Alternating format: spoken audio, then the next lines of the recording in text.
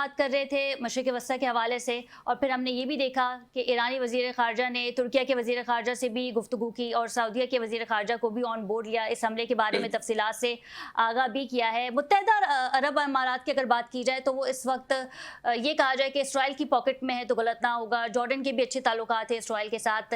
इस सिचुएशन को अगर देखा जाए, इस पूरे खित्ते को, क्या समझते हैं आप कि खलीजी ममालिक में एक बार फिर जंग छिड़ सकती है या दोबारा उस जंग का आगाज हो सकता है जो 1 माह पहले जो सिचुएशन चल रही थी? जी खतीजा, देखिए मैं तो बार बार ये बात कहता आ रहा हूँ 8 अप्रैल के सीज फायर से लेके आज तक कि ये जो जंग, जो सीज फायर है, ये बहरहाल एक सुलगती हुई चिंगारी है जो किसी भी वक्त आतिशफशां का रूप धार सकती है। वजह ये है कि ये एक सूरत हाल बड़ी खतरनाक है। इसराइल का कोशिश है कि हर हालत में खित्ते में बहुत बड़ी जंग लगे जिसके नतीजे में वो अपने ग्रेटर इसराइल के एम्स को पूरा करे। आप देखिए कि पूरी दुनिया की तवज्जो पिछले 1.5 माह से अमेरिका और ईरान के मुआहदे की तरफ थी, जबकि उसी के दरमियान इसराइल ने अपनी बर्बरियत जारी रखी। ईरान लबनान पर 3,000 लोगों को शहीद कर दिया, वेस्ट बिल्कुल। बैंक में सैकड़ों लोगों को शहीद कर दिया, गजा में सैकड़ों लोगों को शहीद कर दिया।